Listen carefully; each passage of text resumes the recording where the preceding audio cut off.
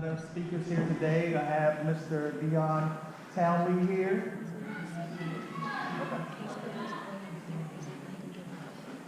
Okay. We have Monique Cobb from the Office of the Attorney General. Mr. Diallo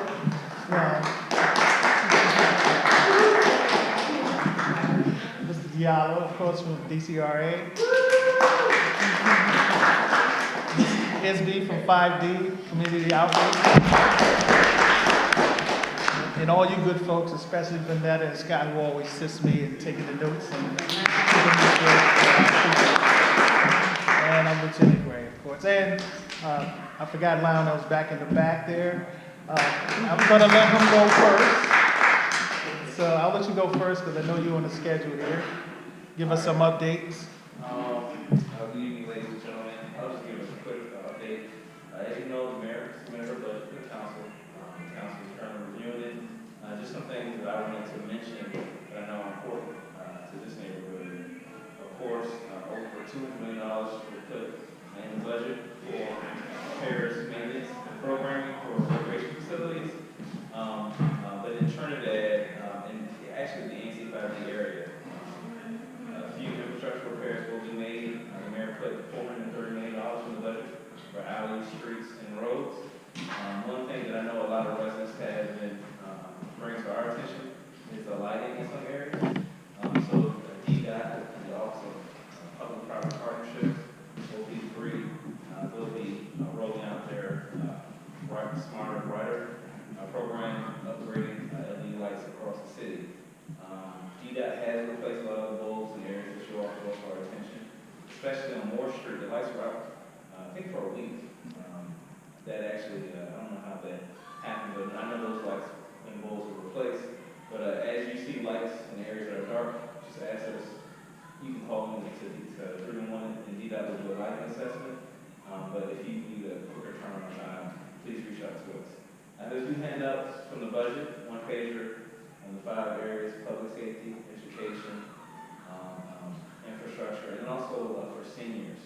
The mayor put $1.5 million in the budget for our Model Cities Wellness Center, and also an additional $2 million for Transport DC, which is a program seniors use to get to doctor's appointments, go to the store. I want to save time for the meeting, so I have 2 handouts. I have a newsletter, I have the budget handout, but also I have another booklet that goes a little bit deeper in the budget. So you all have seen me before. If you need my business card, just grab it before I leave. I'll be free to talk anytime of the day. Thank you, Lieutenant Gray, and I appreciate you all's time.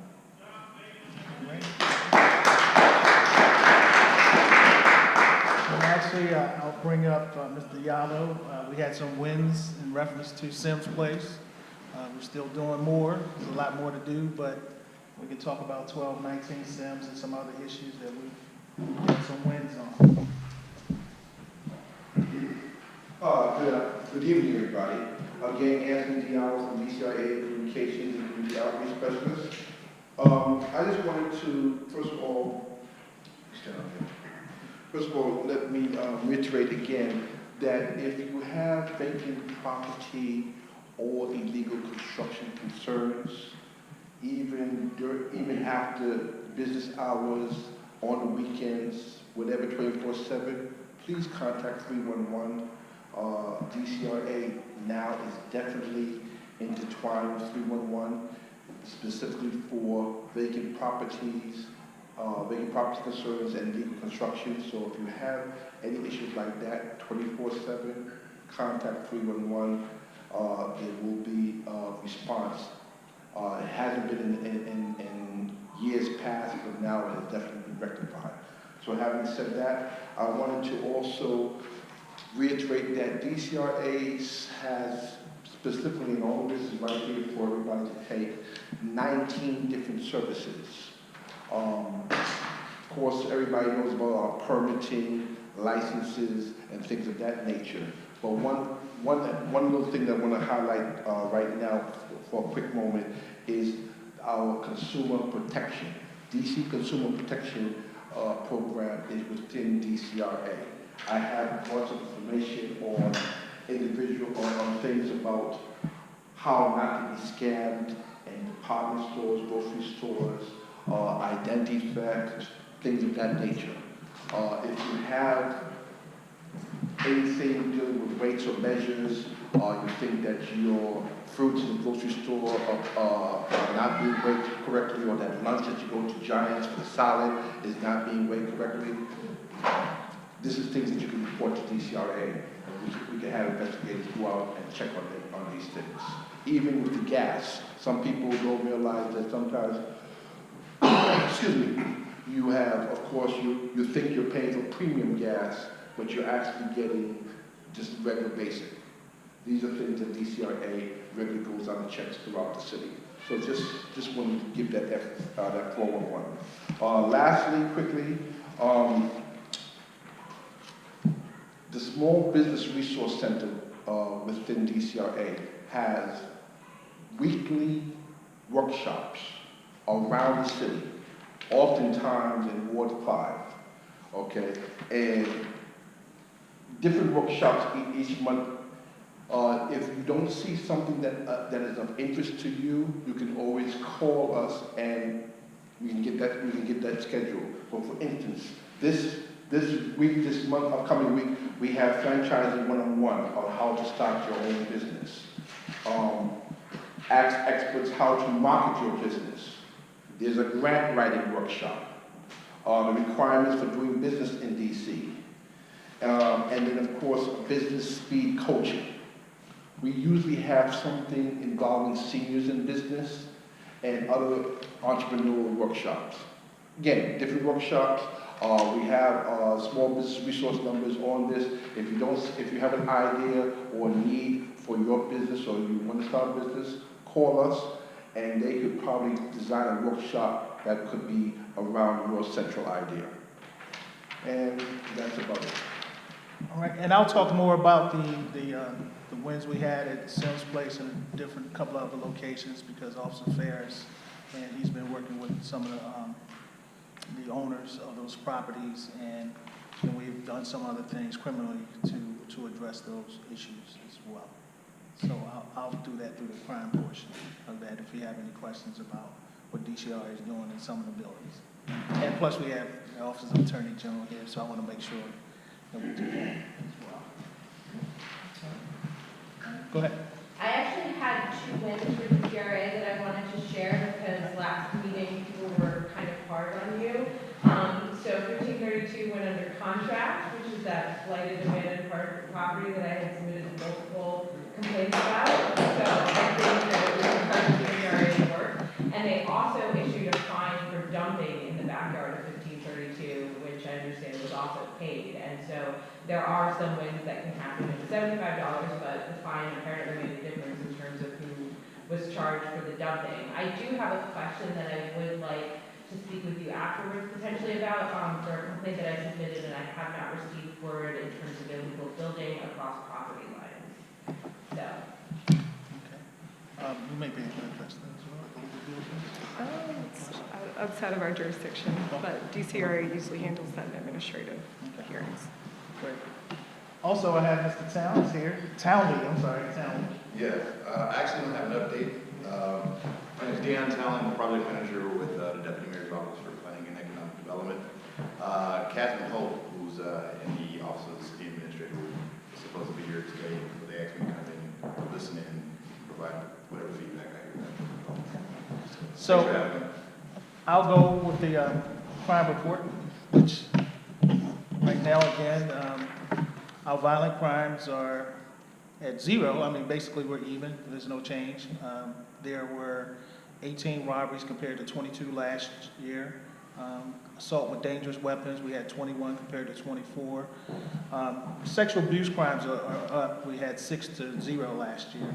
As I spoke on, about 2 of those offenses actually did not occur in 506. The young lady didn't know where she was, but she was not in the 506 area.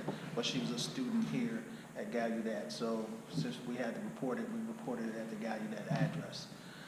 And of course, we had the 2 homicides that were on Mount Olivet Road that were closed compared to 1 last year. Actually, the property crimes are down 14%.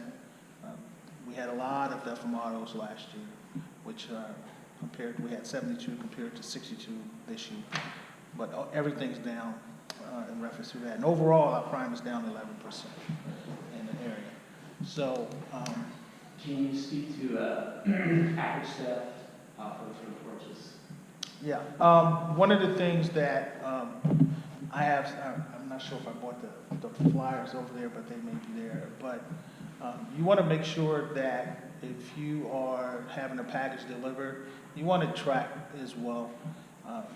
Many of the residents now have cameras and will be able to at least get that photo out on YouTube. It's kind of hard to stop those kind of crimes because you have people, it's a crime of opportunity. They see it there, they go after it and they grab it. But one of the things you can do, there are locations where you can have your packages delivered. I do that myself. There may be a store in the area that will accept my packages, and then I go out and pick them up myself. They have places like that. And you can also, I believe there are a few, I want to say on Bladensburg Road, but yeah, to make sure that Giant. So if we can continue to get that word out, and I'll send out some listserv, but we just got to make sure everybody's on a listserv in our community as much as possible, or any other kind of electronic information that we can get out that people may be utilizing to gather information about our community. I know that we have the other, not the listserv, but the other one. Next door, yeah. So, go ahead. Just a quick question, just off the top of my head. Would the rec center be a viable place for people to come and have their packages delivered? Well, I would not put that on another government employee to watch someone else's packages and have them be liable for that. So I would not do that. Most of the time, those stores, they guarantee that. So, I thought that might be the case. Seems like there's a rise in that. Seems like every other day we're seeing somebody post a video about somebody snatching something off the front porch of their house. It seems like some of these cases in the neighborhood, they watch UPS trucks, FedEx truck, roll through the neighborhood and they just kind of clean up. yeah, they just follow. So, wondering if you guys are seeing a rise in calls on that? Not necessarily. We normally would have more up in the Michigan Park area, not so much in our area. We do have a few of those, but like I said, most of the time we do get video, and we're able to. Most of the time it's the same people, and we do be able to catch up to them. But again, those are theft crimes that they're not going to stay in jail very long. I would posit that you may not necessarily see a rise, because when I had a situation like that, I dealt with it between the seller and the package distributor, and I did not call the police because I knew that the time was very low or whatever. But so I wouldn't say that the lack of an increase in calls on this issue means that it's any less of a problem, and it shouldn't be treated as any less of a problem if you don't have a rise in the statistics, because some people may choose to resolve it in a different fashion, particularly like Amazon is a seller, and a lot of other vendors will just replace it without any cost. So. In reference to Sims Place, I wanted to go over 1219 Sims Place. Officer Ferris and DCR, like I said, we identified the owners of the property over there, had some conversations with them, but we also did some OPs, which are observation posts and some different things, and we were able to serve a warrant on the address, and we recovered some narcotics, so that information will be continued with pass on. In the actual property? Yes, but the person that they were actually targeting, that we saw doing the selling, was not there, so the other person appears to be a victim of possibly fear, so we're working that as well. And there's a couple other locations here. We're working, I won't give you the exact addresses, but we're working on Queen Street, and we're working on Penn as well. And for those people that we know are senior, a lot of them are senior citizens, or they're under government, they're getting government assistance. So we did do some warrants, and they're still out there. our Special Investigations Division is out there doing those things. Sorry, I just have a question on the search warrants. Once you execute the search warrants there, what do you do with that information? Well, obviously, we recovered all the evidence that we could. Those now, what they're doing is, we're going after the guy that we know was doing the actual. So you're selling. papering it, So okay. we paper, yeah, it's been papered so we can go get him and get him out of the community. We could actually also assist by letting the owner know that the activity is going on there. And that's what Officer Ferris and DCRA have been doing. We're trying to identify, even down on Penn Street. We kind of, Ms. Donna called the other day, but we had a lot of folks hanging out, and a lot of them will say, well, I have family members living here.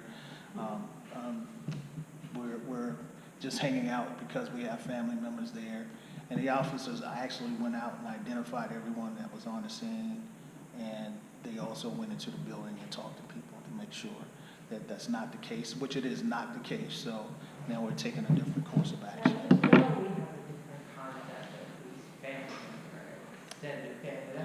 Hey, well, you ain't showing no blood. We're going to deal with you. I didn't hear what our representative from OAG said, when she said that she can assist with that. I didn't get details. So let me just give some background. I'm Monique Cobb. I'm from the Office of the Attorney General, where I'm Assistant Attorney General. What our office is authorized to do through statute is to prosecute owners who allow their properties to be used to facilitate drug sales, also to facilitate prostitution, as well as to storage or if there's guns found in the property. What we aren't able to do is just address blighted properties just because they're blighted in communities without evidence of illegal activity actually taking place inside those properties. What we are able to do is if there is evidence, whether it's an apartment building, where there is a blighted property, that there are cells, and we do that a lot of times through search warrants. So when MPD executes search warrants, they send it over to us in our office, and we put the owner on notice that these things are going on here, and that these are the things, and these are all MPD recommendations, that these are the things that the owner needs to do to stop this activity at this property. And if the owner doesn't do it, then we take the owner to court and we ask for fines, and we ask for the court to actually